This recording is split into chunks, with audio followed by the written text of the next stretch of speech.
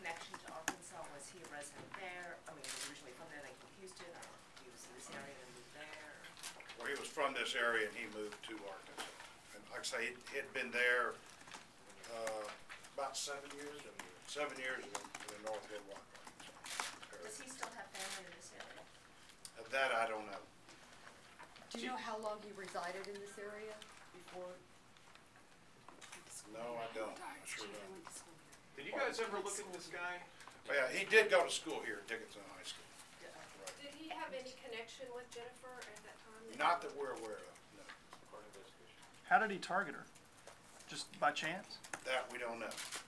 Did you guys look at this guy 20 years ago? Did he ever come up on your radar way back when this case happened? Not to my knowledge. Have you had any conversation with him prior to this morning's arrest about this case? No, we have not. So it was a big Yeah, surprise. it was a very big surprise to him, yes. Did he make a statement to the police? That I don't know yet. What was his previous, his other victim that he was convicted of, was that also a child?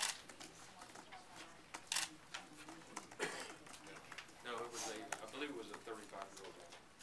She was kidnapped. They filed on, that was the charge that they filed on the penitentiary for, was kidnapping. You guys had a sketch way back when, I understand, or at some point of the vehicle that this man may have been driving. Did that play a role in putting this all together, or was it chiefly just the DNA evidence? That's still part of the investigation. There's a lot of unanswered questions that we have not been able to answer yet.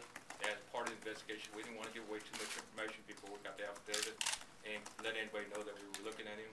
So when the detectives get back, that's all going to be part of the answers that we're going to be looking at to finish up our questions on him and what happened at that time.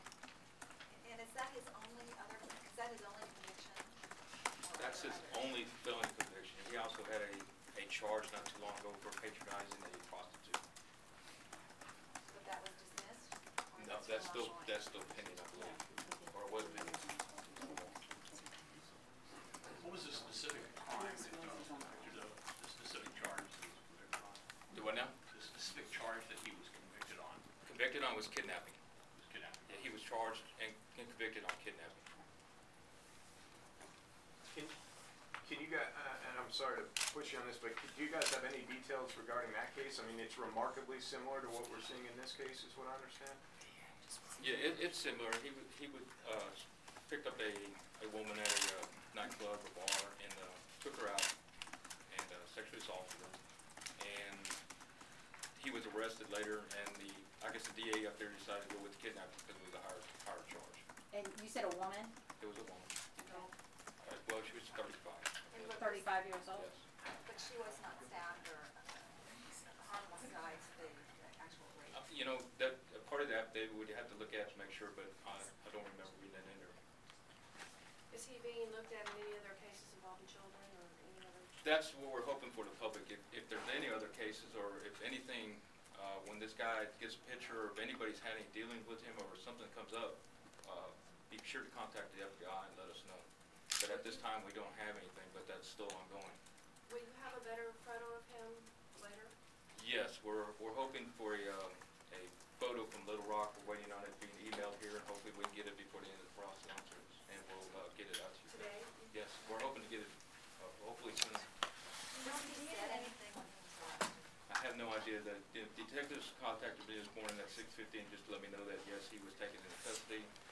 They're in the process of interviewing him. So at this point, we haven't heard anything back from what they've done yet.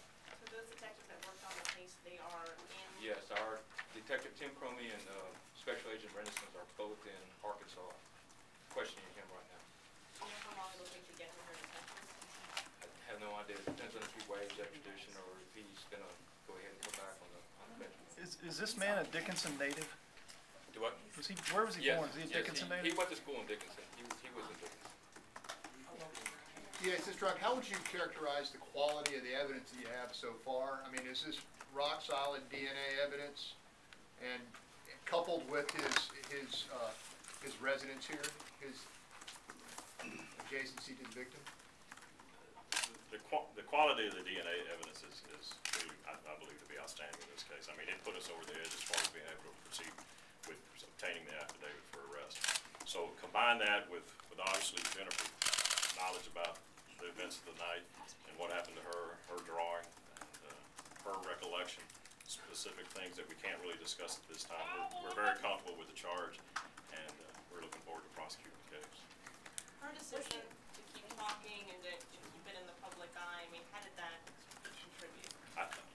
Well, the FBI can join in with her, but I think that was immense. I mean, she started her own website, did she not? Justice for Jennifer. What was the question? I'm sorry, what was Her staying active. Her in- perseverance.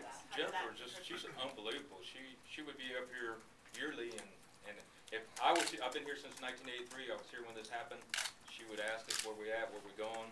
She constantly come here and checked on her case. She's talked to several detectives. We've had 4 or 5 different detectives working on this case, along with the FBI. This would just kept on going until we brought it to a successful end. She still lives here in the Dickinson? She lives in Dickinson. Any idea where the suspect lived here in Dickinson, or what kind of job he had while he was living here? Anything about his life when he was here? Not a whole lot, and that's still part of our investigation. We're passing out the affidavit now, Oh, and that will include that Some of information. that's in there. Where was he living? In an apartment, in a house? Do it How, when he had a Texas driver's license, was it registered to Dickinson? He was The living address is in the house, press It release. is, okay. It's in the affidavit, all those It's an details. When you ran the DNA testing, did you at that point have a suspect in mind, or was it really that broad net? Had no suspect. The CODIS head and the FBI have just been fantastic for our department, and without them, we'd still be looking. So that, can't say enough for the FBI lab and Quantico for what they've done with the evidence they had. You have to understand that evidence was almost 20 years old, and to still have the DA after 20 years, that was just unbelievable. There have been changes in the criminal code over the years. This was an aggravated crime, a crime against a child. There's no way to prosecute this as a capital crime under Texas statutes? No, it can't be capital, it has to be attempted capital. Is there a statute of limitations on Not, attempted capital murder? no statute of limitations, no problem at all in that regard. That means no death penalty can be sought for this case? There's not a death penalty for attempted capital Okay. murder. And don't want to push you, but can you give us a little more insight in terms of picking this guy up that happened early this morning? Obviously, this guy 20 years later is unawares of what's about to happen. Do you guys have any, can you tell us a little bit more about how it went down? The detectives flew out there yesterday, and they monitored the house yesterday, and they come up with a strategy, and they sat on the house this morning and waited for him to leave for work. So basically, the local police have been outstanding in assisting us with this. They made a traffic stop on him and made the arrest right there. Unsuspecting of him, he didn't even know we were there. Was he known to them? Do what? When you brought his name up, did they know, or Did have who you had know? run-ins, the police there? You know what, I didn't get to talk to the detectives up there that were working it. Detective Comey did most of that investigation with that. We assume he's on his way to work this morning? Or? He was on his way to work. Wife in the car, you said? Yeah, he probably had one car, I don't know, and they were on the way to work. Okay, thanks very much. What, Did anybody in Jennifer's family know this guy? That's, there again, we haven't answered those questions. That's just, I mean, there's so much that we're gonna have to answer when he gets back here and with the detectives talking to him today. And like I said before, we didn't wanna let a lot of people know that we were looking at this guy, so we got the evidence we needed for probable cause to make the arrest. And the questions that you're asking are very good questions, and they're gonna be the questions that we're gonna be looking to answer before this goes trial. What's the range of time for extradition? I mean, it could be as little as or as much as before these happen. Well, if he doesn't waive, we could be talking about a month or more.